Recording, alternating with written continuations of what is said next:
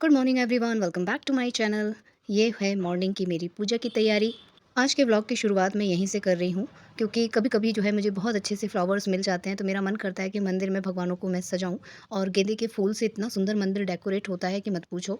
सो बहुत ही अच्छा लगता है भगवान की पूजा की प्लेट सजाना और फिर भगवानों को फूलों से सजाना। लेकिन मूर्ति हमारी जो है छोटी-छोटी सी है और फूल बहुत बड़े-बड़े हैं, तो एक टास्क हो जाता है कि आप जो है भगवान जी के ऊपर फूलों को टिकाओगे कैसे?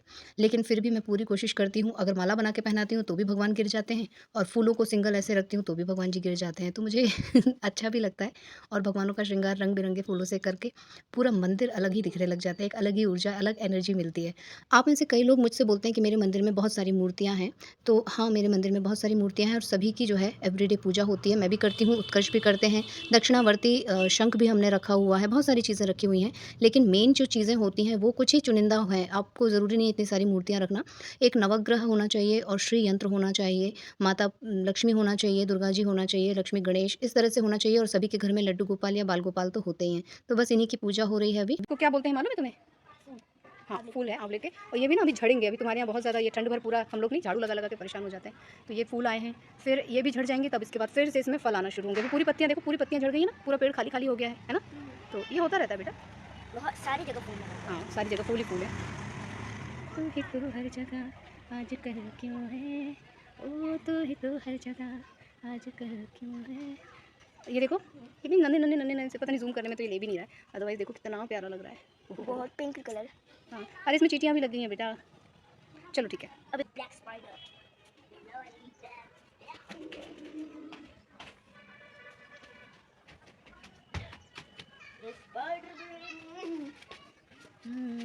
सो ये हम लोगों का जो है डेली का रूटीन हो गया है, और आज है संडे वाला दिन। तो मैंने सोचा कि चलो थोड़ा सा प्लांट्स को ना थोड़ा रीअरेंज कर लिया जाए, क्योंकि अब ना ओस पड़ रही है। मॉर्निंग में जब हम लोग उठते हैं ना, मॉर्निंग में एकदम कुछ नहीं दिखाई देता, धुंध पड़ी रहती है। और मुझे याद आया कि मैंने लास्ट ईयर किसी से पूछा था कि मेरी तुलसी के पत्ते पूरी तरह से झड़ जाते हैं, और ठंड में हम लोग को तुलसी की सबसे ज़्यादा ज़रूरत होती है।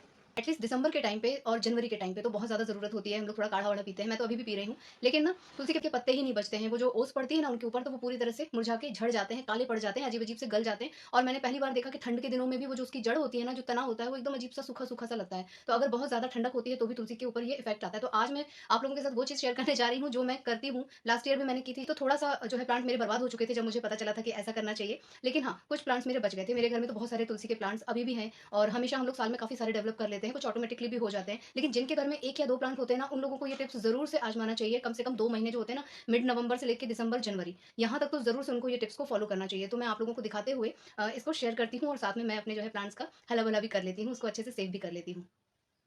सो अभी तो तुलसी की कंडीशन अच्छी लग रही है, लेकिन ना यही धीरे-धीरे सारी पत्तियाँ इनकी जो है झड़ना शुरू हो जाएँगी, हल्की-हल्की पीली भी होने लग गई हैं, और मेरे बहुत सारे गमलों में जो है तुलसियाँ लगी हुई हैं, तो मैं तो सबको प्रोटेक्ट करूँगी। ये देखो यहाँ से, ये देखो, ये यहाँ से शुरू हो गया इनका पतझड़ टाइप का हाल। सो सबसे पहले जो ये तुलसी में मंजरी आती है ना, इस पे नज़र रखना है। जब ये हल्की-हल्की सी सूखने लग जाए, तो इनको, ये फूल सहित जो है इनको तोड़ के रख लेना है, ताकि अगर हमारी तुलसी ठंड के दिनों में मर जाए, तो एटलीस्ट हम जो है इनकी मंजरी से दूसरी तुलसी ग्रो कर सकें, है ना? तो ये बहुत आसानी से जो है झड़ जाती हैं, इसलिए इनको किसी ऐसे सेफली तोड़ना है, या आप कैंची से कट करो, तो एक प्लास्टिक लगा के कट करो, ताकि मंजरी बीज उसी में गिरे। ठीक है? तो ये हमारे यहाँ बहुत ज़्यादा फैल गई है, और ये मंजरी काटना भी ज़रूरी है, क्योंकि ये तुलसी की ग्रोथ में ना बाधा डालते हैं। सो पहला काम तो ये हो गया कि आप मंजरी से इसको सेव कर लो। दूसरा जो है ना, कि कभी भी तुलसी को डायरेक्ट छत में नहीं रखना है। खासकर जब कोहरा पड़ता है या ओस की बूंदें गिरती हैं, तब तो बिल्कुल भी नहीं रखना है, क्योंकि ओस की बूंदें पड़ने से इसके पत्ते सड़ने गलने लग जाते हैं, काले पड़ जाते हैं, और उसके बाद जो है इसका, जब पत्ते ही झड़ जाएंगे तो खाना कैसे बनेगा, कैसे इनकी जड़ों तक पोषण पहुंचेगा। सो ओवरऑल यही करना है कि इनको जो है ढक देना है। कोई भी ग्रीन कलर का जो जाली वाला कपड़ा आता है ना शेड करने के लिए, या तो आप उससे ढक दीजिए, शाम को ढक दीजिए, और सुबह जब सूरज निकले तो उस टाइम पे खोल दीजिए। और अगर आप किसी शेड के नीचे आप इसको रख सकते हो, जहाँ पर डायरेक्ट ओस इसके ऊपर ना गिरे, तो बेहतर है। सबसे बेस्ट तरीका है कि आप इसको शेड के नीचे रखें। हमने भी अपने सारे प्लांट्स को शेड के नीचे कर दिया है, सभी को कर दिया, ऑलमोस्ट सारे के सारे प्लांट जो है ना शेड के नीचे आ गए हैं। और लेकिन फिर भी कभी-कभी इतना ज़्यादा कोहरा होता है ना, कि जब तक सनलाइट नहीं आ जाती, तब तक यहाँ भी पूरे में धुंध छाई रहती है। तो अगर बहुत ज़्यादा ऐसा हो रहा है, लगातार कई दिनों तक हो रहा है, तो फिर हमें जो है ना इसको कवर करना होगा। सो यूजुअली हम लोग बारिश के दिनों में या धूप में भी कवर कर देते हैं, तो आप ऐसे भी कर सकते हो इसको। अगर आपके पास बस में है कि 1-2 ही छोटे-छोटे से पॉट है जिनमें आपके यहाँ तुलसी लगी है, तो आप उसको अच्छे से कवर कर दो, अगले दिन आप उसको निकाल के धूप में रख दो। और अगर ऐसा होता है कि 3-4 दिन लगातार धूप नहीं आती है, तो हमारे यहाँ जो येलो कलर का बल्ब होता है, सूर्या बल्ब, उस बल्ब को आप जहाँ पे भी आपके पॉट्स हैं वहाँ पर जलाओ। उससे एक हीट जनरेट होती है, जो सूरज की कमी को थोड़ा बहुत पूरा कर देती है। सो ये तो हो गई मेरी एक छोटी-छोटी सी टिप्स। इसके अलावा मिड नवंबर में मैं एक चीज़ बता रही हूँ, जो कि हमें इसमें डालना है। ये पाउडर है, राई पाउडर, ठीक है? जो ब्लैक मस्टर्ड होती है, या नॉर्मल मस्टर्ड भी आप ले लीजिए, उसको आपको ग्राइंड कर लेना है। भूनना नहीं है, आपको कच्चा ही उसे ग्राइंड करना है। और फिर इसे जो है आधा चम्मच आपको अपने प्लांट में डालना है, तुलसी के प्लांट में, जड़ों में अच्छी तरह से आपको इसको डाल देना है और उसके बाद आपको अच्छी सी गुड़ाई कर देना है। मेरे इसमें तो बहुत झाड़ झंकाड़, मीठी नीम सब कुछ लग गया है, तो इसे हमें डाल देना है और बढ़िया से ऊपर नीचे करके इसको मिक्स कर देना है मिट्टी में, ताकि ये अंदर तक चला जाए। तो मैं कर देती हूँ, फिर आप लोगों से बात करती हूँ। अच्छे से अब इसमें पानी डाल देना, ऊपर नीचे कर देना है, ठीक है, बिल्कुल बढ़िया सा। और अगर आपका पॉट छोटा है, मेरा पॉट इतना बड़ा था, तो मैंने इसमें आधा चम्मच भर के डाला है और इसे महीने में सिर्फ एक बार ही डालना है, ज़्यादा नहीं डालना है। ये भी हीट जनरेट करती है और जो भी पोषण नहीं मिलता है, सूर्य की रोशनी नहीं मिलती है, उसकी कमी ये पूरा कर देती है, ब्लैक मस्टर्ड, ठीक है। और इसे आपको ग्राइंड करके डाल देना है। रेगुलर पानी डालना है, लेकिन कम मात्रा में पानी डालना है। अगर मिट्टी में नमी है तो पानी मत डालिएगा, अगर मिट्टी सूख गई है तो आप ज़रूर से पानी डालिएगा। अगर आपको लगता है कि पत्तियाँ गीली गीली सी हैं, बुझी बुझी से हैं, तो फिर आप लोग वो बल्ब ज़रूर लगाइएगा, ताकि इसको हीट मिले। या फिर आप जहाँ पे रूम हीटर चलाते हो, रूम टेम्परेचर जहाँ पे नॉर्मल कर लेते हो, वहाँ पर आप कुछ समय के लिए इस प्लांट को रख सकते हो।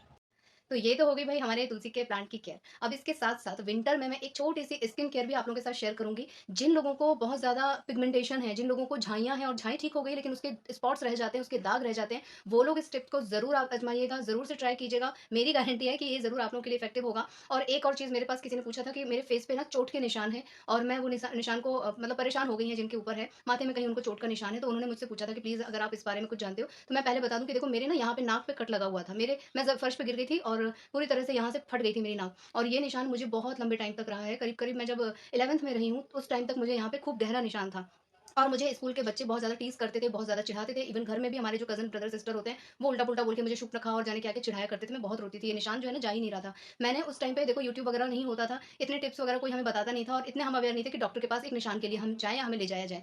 तो मैंने वहाँ पे न्यूज़पेपर में ना एक छोटा-सा कॉर्नर आता था ब्यूटी करके, तो मैंने वहाँ पे पढ़ा था और उस टिप्स को मैंने आज़माया था और मेरा ये निशान देखिए, आपको कहीं से भी दिख रहा है?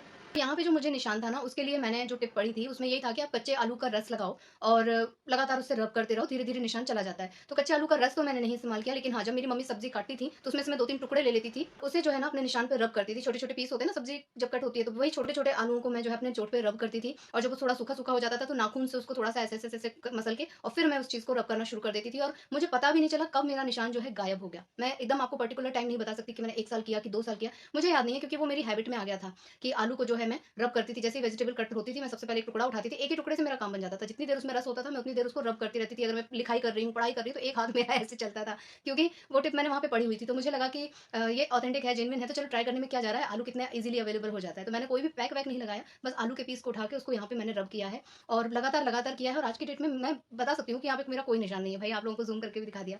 तो ये जो छोटे-छोटे से टिप्स होते हैं ना, इनको आप लोग ट्राई ज़रूर किया कीजिए।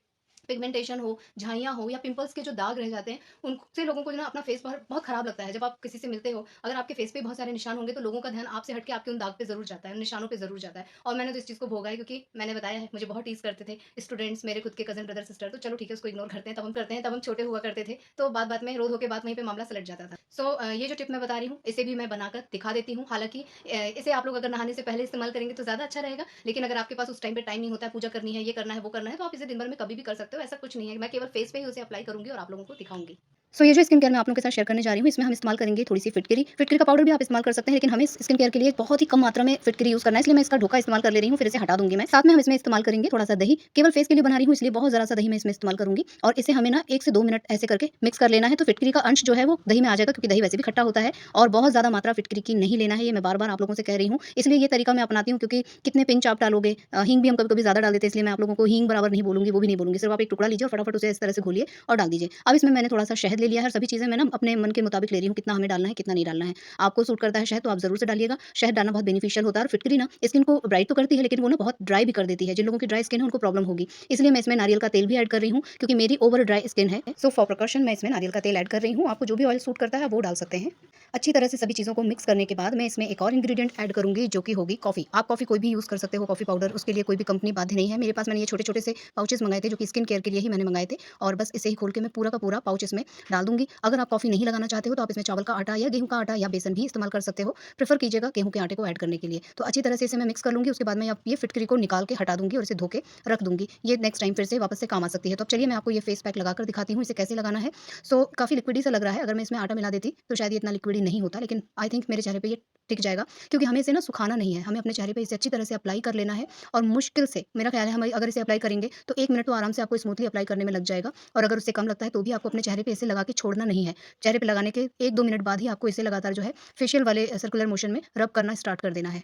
नॉर्मल फेस पैक को हम लोग लगा के 15 मिनट के लिए या 10 मिनट के लिए छोड़ते हैं, वैसे हमें इसके साथ नहीं करना है क्योंकि हमने इसमें फिटकरी डाली है और फिटकरी जो है ना बहुत तेज़ी से फेस को ब्लीच भी करती है और बहुत तेज़ी से वर्क करती है, तो हमें इतना टाइम नहीं देना है। जिनकी ओवर सेंसिटिव स्किन हो, वो फिटकरी यूज़ करने से पहले भाई पैच टेस्ट कर लीजिएगा। मेरा करा हुआ है 1-2 बार, तो मुझे मालूम है कि मुझे बहुत ज़्यादा इससे प्रॉब्लम नहीं होती है। जब मैंने फर्स्ट टाइम किया था तो मैंने इसमें पाउडर ऐड कर दिया था, जिसकी मात्रा थोड़ी-सी ज़्यादा हो गई थी ना, तो फर्स्ट टाइम में मुझे रेड-रेड रैशेज़ आ गए थे फेस पे। तो मैंने नेक्स्ट टाइम जो है मात्रा-वात्रा हटाई, डायरेक्ट इसको डाला और 1-2 मिनट हिलाने के बाद हटा दिया फिटकरी को। तो मुझे फिर सेकंड टाइम ज़्यादा कुछ प्रॉब्लम नहीं हुई थी, बल्कि पिंकिश-पिंकिश सा गुलाबी निखार जिसको बोलते हैं ना, वो आया था। सो इसे बस मैंने रब करना स्टार्ट कर दिया है और आप चाहो तो अगर आपकी बहुत ज़्यादा सेंसिटिव स्किन है, तो आप लगाने के बाद तुरंत ही रब करना स्टार्ट कर देना। आपको छोड़ने की बिल्कुल भी ज़रूरत नहीं है। 1 से 2 मिनट ही आपको इसको सर्कुलर मोशन में ऐसे मलना है, जिससे आपका फेस जो है ना क्लियर हो जाए, ठीक है? तो इसे ज़्यादा देर छोड़ना नहीं है, सभी वार्निंग के साथ मैं बता रही हूँ, जो भी साइड इफेक्ट है वो भी मैं आप लोगों को बता रही हूँ। सो मैंने अच्छी तरह से इसे सर्कुलर मोशन में घिस लिया है, अच्छी तरह से, जैसे हम फेशियल करते हैं बिल्कुल सेम वैसे। खुशबू भी बहुत अच्छी आ रही है क्योंकि हमने इसमें पाउडर भी ऐड कर दिया है कॉफ़ी का, तो कॉफ़ी वाली स्मेल है और अब मैं इसे जो है निकाल कर देख रही हूँ। हाँ, बिल्कुल भी रिएक्शन नहीं हुआ है, तो ज़रूरी नहीं है कि मैं जैसी हरकतें कर रही हूँ, आप लोग भी सेम ऐसे ही कीजिए। आप लोग वेट वाइप से या टॉवल से जैसे भी हो,